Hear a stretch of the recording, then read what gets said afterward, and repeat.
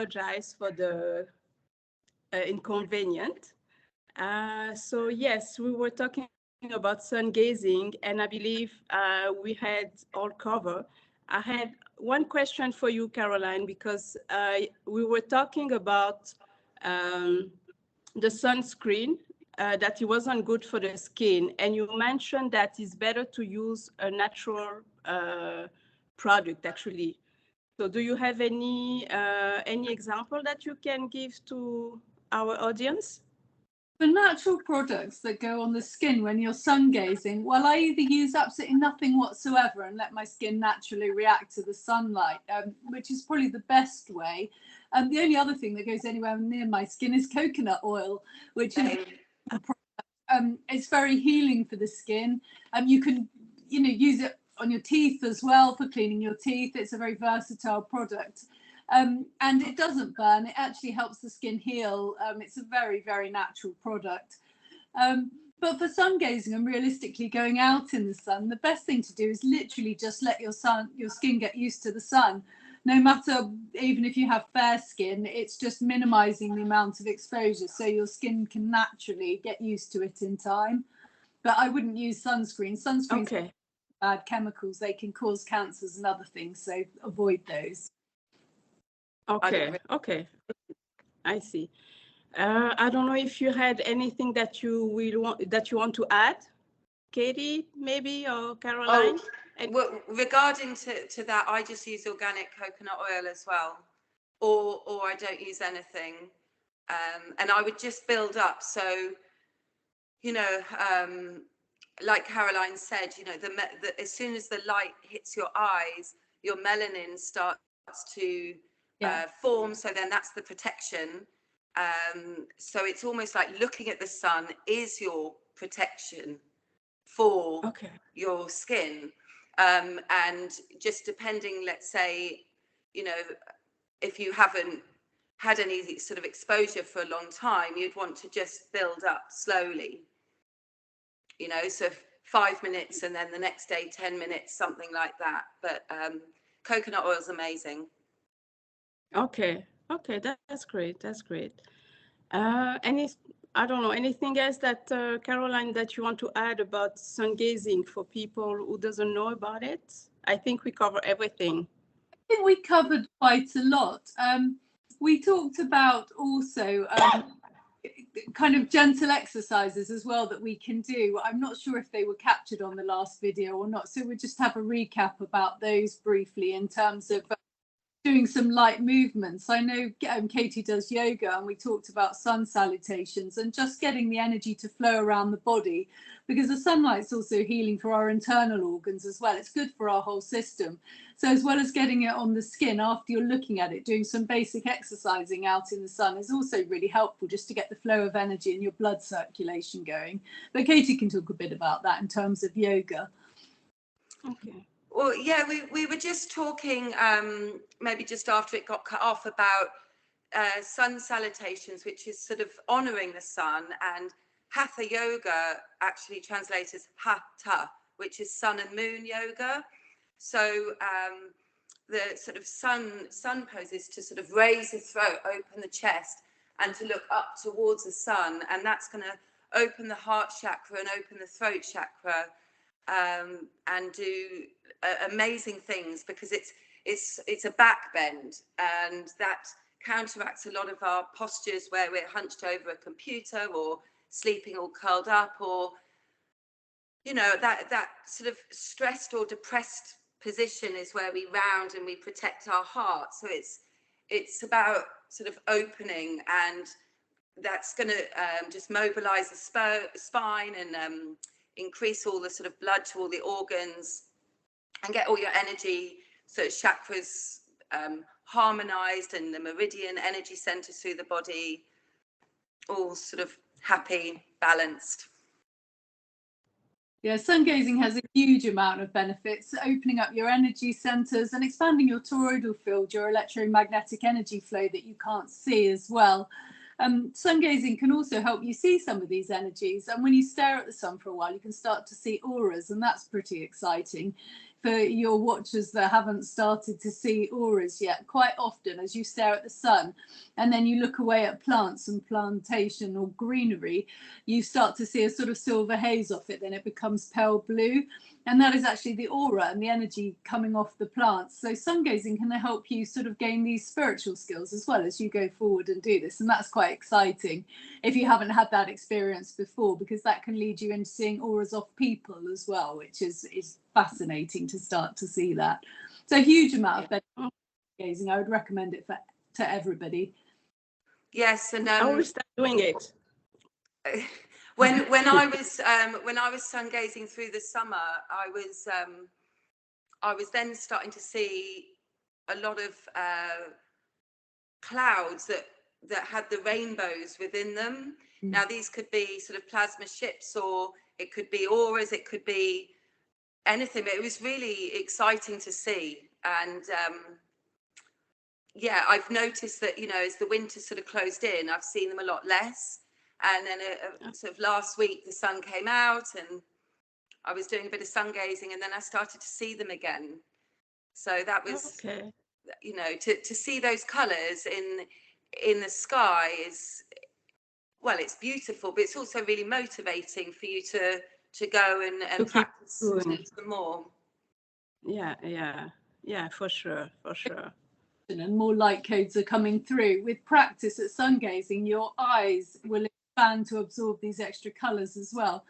I was sun gazing today and I saw some purple colours outside, and you look away and they just sort of materialise in front as the eye visually goes through an alchemical transformation with the brain. It is tremendously exciting, and as we keep going through ascension and get pulsed by more and more light energies from the sun, we're going to start seeing more of these colours that Katie's talking about, and they're becoming ever more obvious. And people are picking up on them. But I don't know if any of you've noticed, but also the plants are picking up on them as well. Our plants are greener, they're more vital at this, they're brighter, the colours are starting to get brighter. And so plants are also having these reactions. It's not just humans, everybody and everything is going through this ascension process of light codes with the sun. So it's just brilliant. Yeah. It's really interesting. I know I will start sun gazing since I have the sun all the time, and I will give you my feedback. Oh, we'd love to hear. Fantastic. You're lucky sun all the time. Yeah, we have to run out quick out at the moment. I miss having the sun out. Yeah. Do give us your and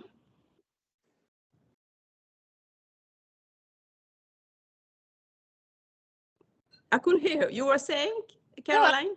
Do give us your feedback about how you get on with this, how you find it in terms of screen reaction, whether you start to see the light codes and it turns into the big eye in the sky, literally, when you're connecting with the sort of in your mind through meditation as well. You see that reflected in the sun. When you start to see these things and you start understanding what we're talking about, it is, as Katie says, exceptionally motivating. It makes you want to go on and continue because you know you're getting spiritual light and upgrades. And it's a fantastic thing, especially as we go on this journey through ascension at the moment. And energizing as well, isn't it? Because it is so powerful, and you know, our plants can't survive without it. We are like an emotional plant, so it's just lovely to sort of feed ourselves with that light and that energy.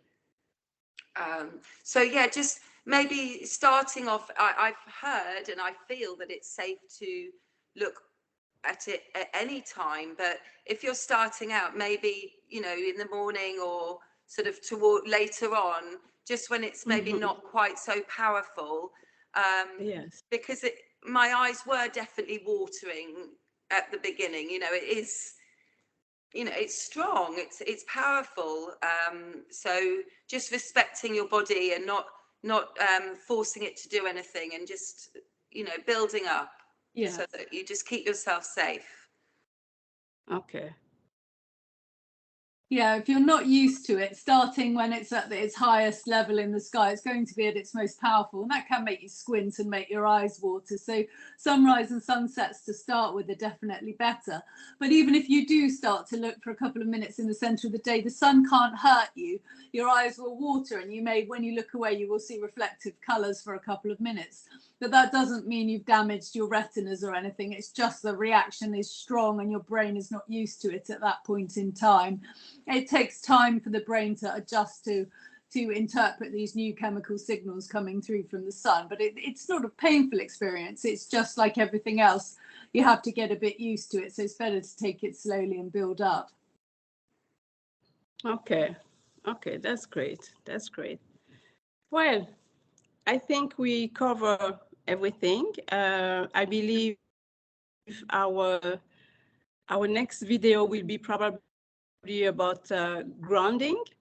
Yeah. So I will tell the people, if you like this video, this information, you can like, subscribe, or share the video to the people who wants to know more about sun gazing. Anything to add to this, Katie or Caroline? I would just say that experimenting with the camera as well after you've done the sun gazing, I think we might have mentioned it, but just in case it didn't, you know, it got cut off, because the camera doesn't lie, and you know, there may be all kinds of things. I've certainly picked up all kinds of things from taking some videos afterwards of the sun or the sky and then looking back at them. And I think it was Caroline also said to me that even looking at a video or a photo of the sun, you can get a lot of the light codes as well. So I found that really, you know, really exciting. A spiritual, esoteric sense, the energy of the thing is captured within the thing itself and an image of it.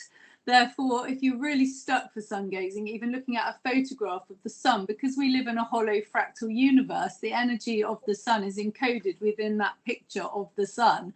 As crazy as that sounds, that's quantum entanglement for you in this world that we live in. So if you're really, really stuck, which obviously we can be in the UK in the middle of winter, then even just having a big picture of the sun on a screen can still give you some of those energies. And even if you went outside completely naked at midnight when it's pitch black and stood out there, you will still get light codes. They're in the ether, they're in the atmosphere at the moment. It's so strong, especially because we've just been through this winter solstice and we're getting codes from the galactic central sun as well as Earth, or Terra's core sun. So those codes are everywhere at the moment. They're encapsulated within the ether, they're encapsulated within plasma. And our bodies are made of water and crystalline, and that is also holding the energy of sunlight. And our skin makes that. I'm not sure if this got cut off the last video, but Kate and I were talking about running, and it creates adenosine triphosphate, which is literally human energy from the sun. There will come a point where we evolve to the point that we don't need to eat, because liquid light from the sun will be enough to sustain our bodies through this energy of sunlight. And as the sun is giving us more codes, it's sort of powering up our bubble, if you like. Our dome is getting full of these sun codes, and we're literally absorbing them. So the more time you can even spend out in nature, even if the sun's not out, you will still be getting light codes, even if you're not directly sun gazing. Okay. Okay, that's great. So that is something that we all going to start doing. Yeah, do try it. It's a fantastic way to give yourself a boost. Okay. Well, thank you very much, Katie and Caroline. Thank you very much, and I see you soon for the next for our next video. Looking forward to it. Thank you. Yeah. Thanks, Beverley. You're welcome. Wonderful. Take care. Connect to you. Take care. Bye. Bye-bye. Bye-bye. Bye.